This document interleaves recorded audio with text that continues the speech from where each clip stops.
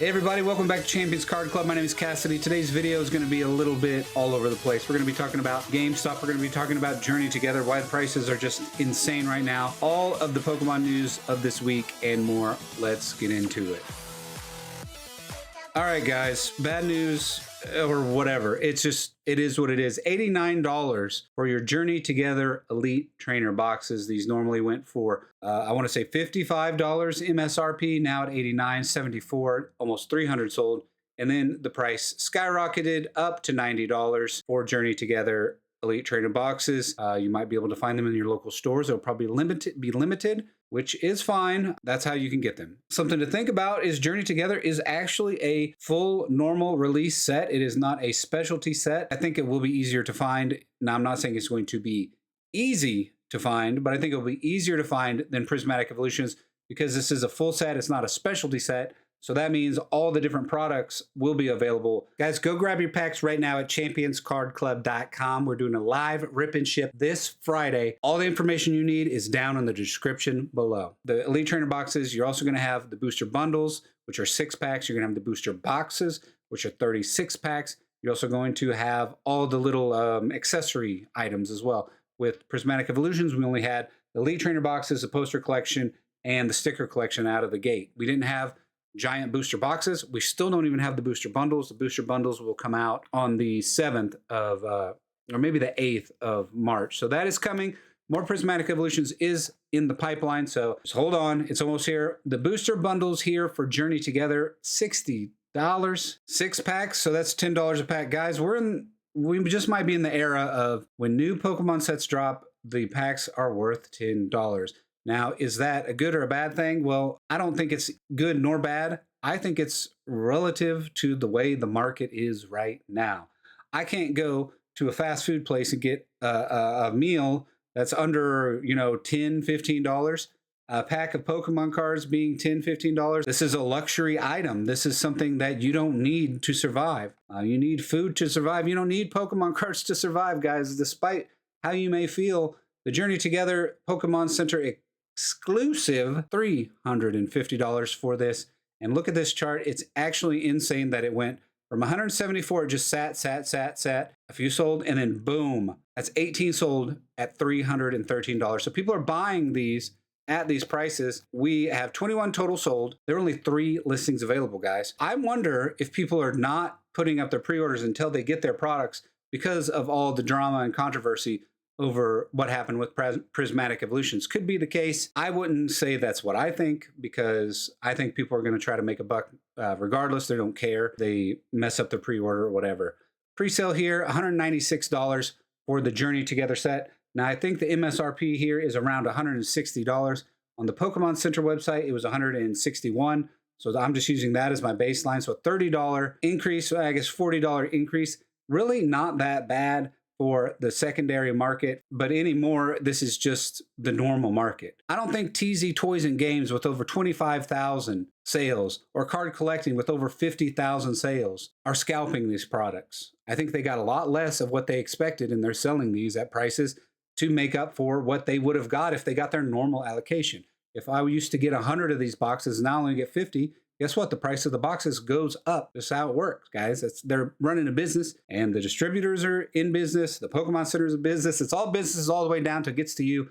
And hey, that's just how capitalism works. And you can complain about it, but that's the system we have until you take the steps necessary to change that. I just want to show you guys here what it looks like on eBay as another point of reference. $250. This just sold. It sold on February 23rd, okay? February 23rd, a whole case, $85 each. For those Elite Trainer boxes, $150 for this Elite Trainer box. And here, $150 for Pokemon Center Elite Trainer box, I think is actually a good deal. And I know that's insane. That's like double the normal price, but I think it's a good deal. Guys, I'm about to show you a graph that is going to make you realize where we are. And I don't see anybody talking about this. Everybody just says, oh, this is why, that is why. Here's why. Here's the data right here. I can show you. Okay, so we had COVID in right here. Boom, 2020. Look at this spike. Giant.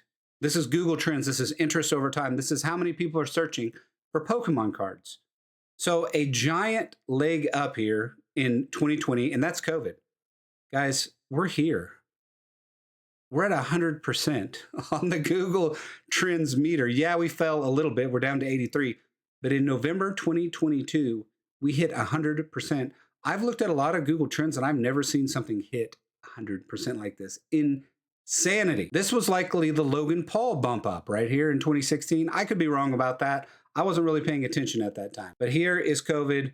And once again, it bumped up almost to COVID levels here in 2023, early January 2023. And here we are in November 2024. Let's look at the past 12 months. I mean, it's not as dramatic of a graph, but this is what it looks like. We peaked here at 100 and we've been staying pretty close to it for quite some time here. I'm not trying to offend anybody by saying this, but a lot of times when the hype is around something, there are a lot of sheep that follow the hype. And all the sheep go in one direction, and when all the sheep go this direction, the wolves follow. The wolves being the scalpers. At this point, the distributors. Anybody who thinks they can make more money off of all these people that are flocking together and following this one mindset. The scalpers will stay as long as there's money to be made. Once the sheep move on, there'll be less for the wolves to take advantage of, and they will follow the sheep to the next hobby. Speaking of wolves, GameStop discontinues Pokemon TCG pre-orders at stores and website. What does this mean? This could mean a lot of things. This could mean maybe they don't have as much product anymore. I don't think that's necessarily the case. I think all the big box retailers are getting more product now than ever, than their local game stores, than anywhere else. But of course, the trend is also everybody wants Pokemon in their stores. So there's a lot less of the pie to go around. I don't think it takes too much digging to realize what GameStop is trying to do here. Oh, don't look at this chart. This isn't necessary for what we're talking about. The trade and play event. This is a way that GameStop is trying to get people to come into the store and make some money, right? Bring in your cards, trade them in store, and battle other Pokemon trainers to see who's the very best. They're trying to act like a game store, a local game store. TCG Tuesdays. And notice it's only February 25th. Notice it's not every Tuesday. I find that interesting that they're not doing it, just saying every Tuesday between this time and this time. And not every game store has tables set up for trading card games or anything like that. Not all of them do, some of them do. But this one says, make your way to participate in GameStop locations, play your favorite trading card games. Whatever you're into, we have tables ready for you and fellow players. I don't know if you've been in a GameStop lately. There's not a lot of room in a GameStop. They're not built for this. And you know what else GameStop just did not too long ago? GameStop went heavy into like Funko Pops, went heavy into all of this, like the toys, you know, they got away from games as much. They're just following trends. They're just trying to make a buck. I can't blame them. I mean, they are a big company, but it does feel a little dirty what they're doing. I mean, or maybe it feels good. I don't know. I would much rather go to a local game store where I know that the people there are fans of the games. It's a community. They're giving back. I know there's not local game stores everywhere. I know it's more likely that you have a GameStop in, you know, the middle of nowhere than you're going to have a local game store. So in that regard, I think this is good for some people. And if it is actually helping the hobby, if it is bringing people who would not go to a local game store into the hobby, they learn about this from GameStop, maybe then they go to a local game store and continue their hobby. I think this is really funny that GameStop is doing a rip and submit because of their new PSA grading system that they have, where you just give them the cards that you want to send off to PSA and they will have them graded for you. When you submit cards for grading that you rip in store, which is very unlikely that you will get a hit that's worth doing this, but it's also a good sales tactic. Hey, you got a good card. Why don't you send it off before you even know what you're doing with it? You'll score a free penny sleeve in Card Saver. Wow, a free penny sleeve? A free penny? GameStop? Oh, isn't that so sweet of them? This is why I think GameStop's not doing any more pre-sales. It's not doing any more ordering online for Pokemon cards. It's probably not doing it for a lot of the trading card games because they want you to come to the store and buy the stuff and start to submit your stuff to PSA. They think they got a big, nice, crazy system here going with PSA submissions, and they're making a lot of money. I guarantee that the CEO and all the people inside are saying, yeah, we got to get everybody in here to send their cards off. It's fine. That's their initiative right now. And if it's working for them, great.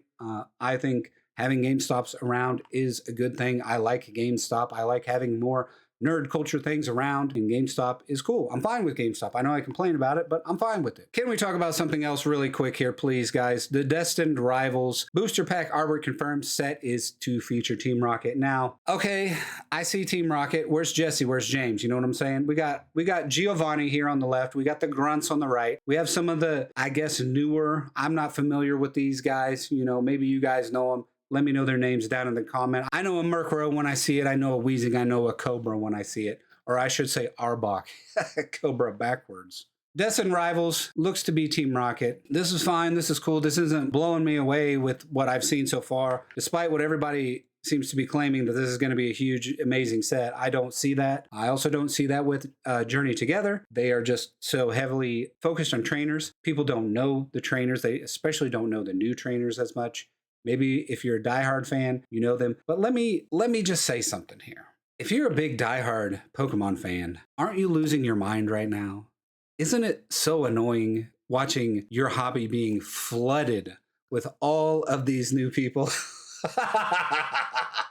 It's got to be annoying. I know this is more of a rant video, but I've watched new people flood into every hobby I've ever enjoyed. Every single one, every nerd culture. I used to like D&D, flooded. I used to like a lot of video games, flooded. Here's the thing. You can still enjoy the hobby itself, but it makes it a lot harder when everyone in the hobby is very annoying. When everyone in the hobby is a complete noob, and it's fine to be new, but to put in no effort to know anything about the hobby, to put in no effort to learn. I mean, you're doing a good job. You're watching this, you're learning, okay? I congratulate you on that. But what these people do is show up online and complain because they don't understand how things work. They show up and complain that they're not getting what they want, even though they've not been around for it. They just show up and think they deserve everything. Maybe they do deserve to have everything. But 99%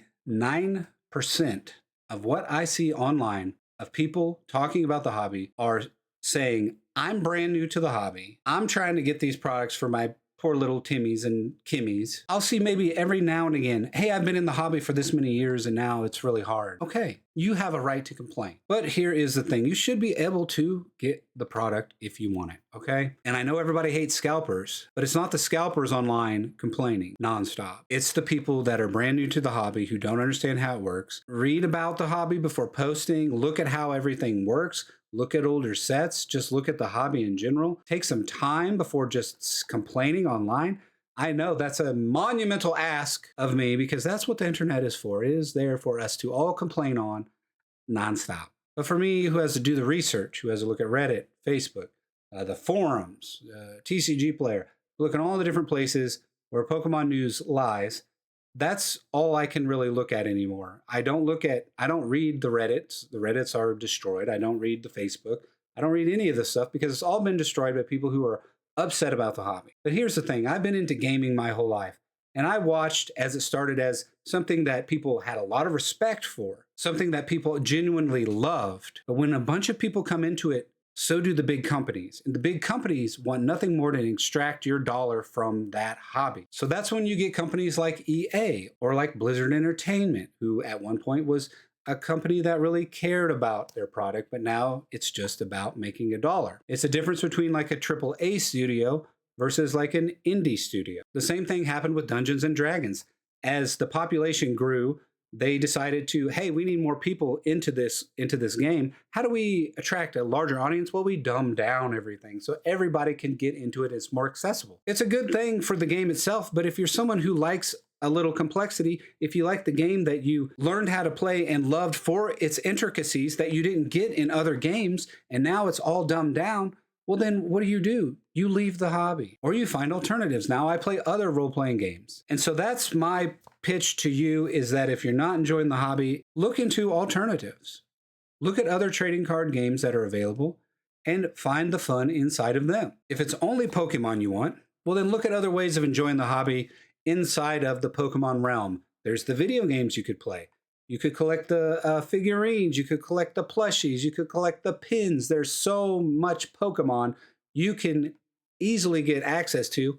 Try looking around in that space a little bit. That might be helpful for you. You could even look at singles versus buying packs and ripping packs, you know. Maybe collect singles and try to get them graded. That would be kind of a fun thing to do. As each day goes by, I get closer and closer to being the Team Rocket instead of the little Pokemon trainer that everyone is online. And here's the thing. On Friday, that might happen. Guys, go grab your packs right now at championscardclub.com. All the information you need is down in the description below.